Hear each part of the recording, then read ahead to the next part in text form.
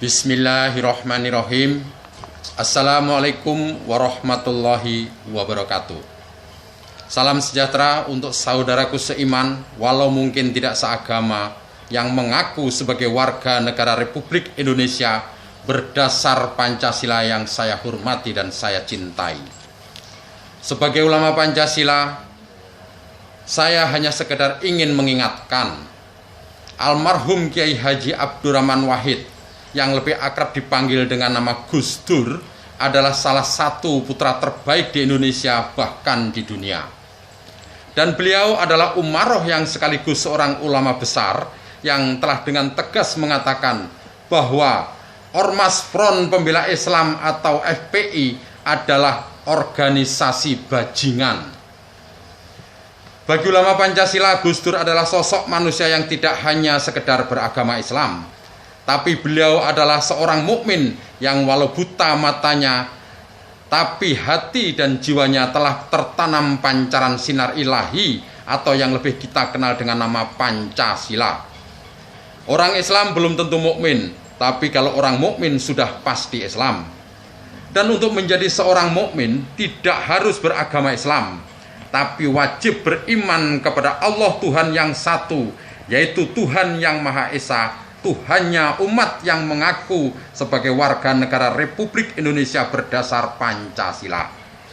Singkat kata, Gus Dur adalah seorang mukmin, yaitu orang yang tidak sekedar beragama Islam, tapi beliau benar-benar bermoral Pancasila.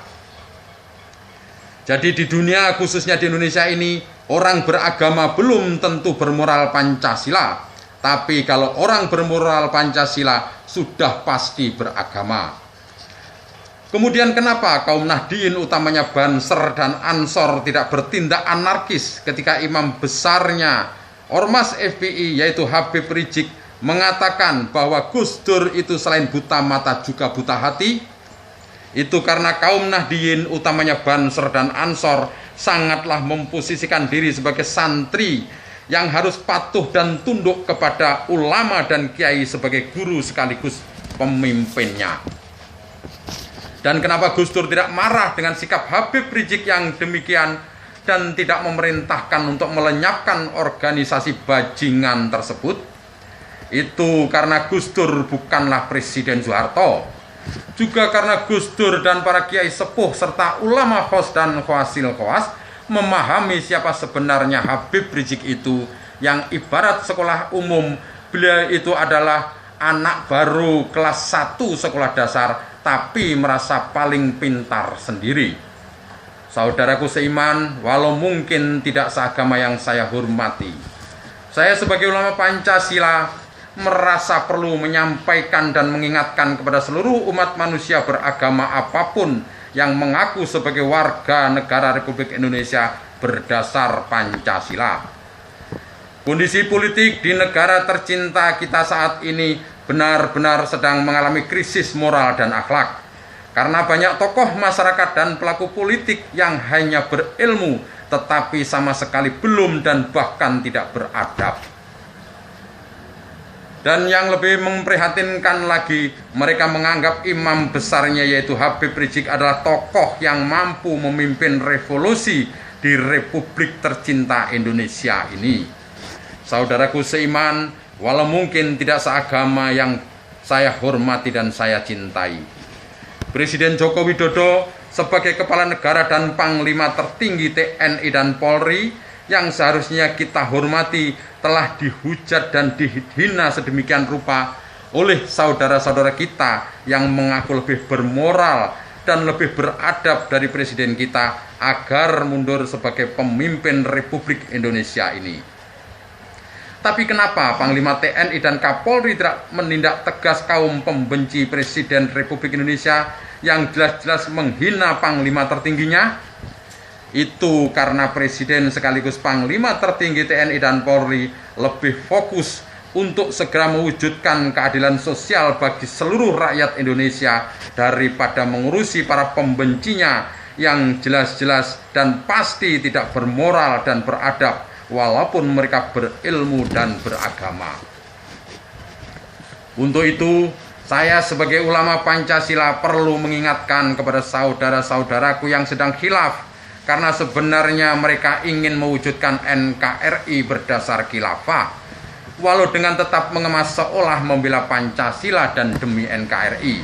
Sudahilah memprovokasi rakyat dan ajakan-ajakan untuk melakukan unjuk rasa yang jelas-jelas itu adalah ajakan setan untuk memecah belah antar umat manusia, agar tidak pernah terwujud sila persatuan Indonesia yang akan membawa kita semua untuk mewujudkan sila keadilan sosial bagi seluruh rakyat Indonesia. Sekali lagi, maaf beribu maaf. Saya sebagai ulama Pancasila hanya sekedar mengingatkan, tinggalkan, dan lupakan yang kalian anggap imam besar bernama Habib Rizik yang jelas-jelas tidak bertanggung jawab dalam segala hal untuk menjadi pemimpin kalian.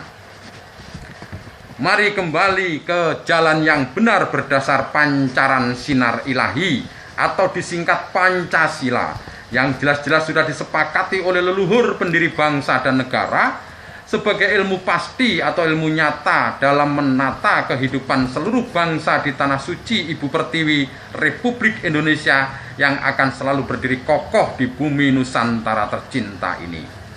Segera sadari bahwa sebenarnya saudara kita Habib Rizik itu justru sedang menjerumuskan kalian semua ke jurang perpecahan yang bisa menghancurkan tatanan kehidupan di Republik Indonesia yang merupakan serpihan surga yang diturunkan oleh Allah ke dunia ini.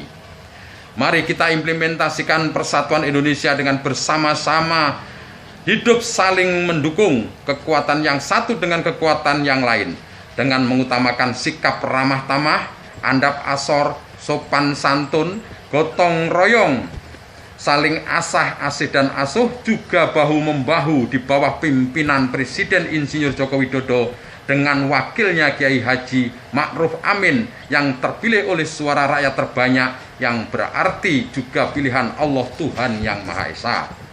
Juga perlu saya ingatkan untuk seluruh umat beragama apapun yang mengaku sebagai warga negara Republik Indonesia berdasar Pancasila. Mari kita dukung sepenuhnya kepemimpinan Insinyur Joko Widodo dan Kiai Haji Ma'ruf Amin ini sampai berakhir masa jabatan beliau.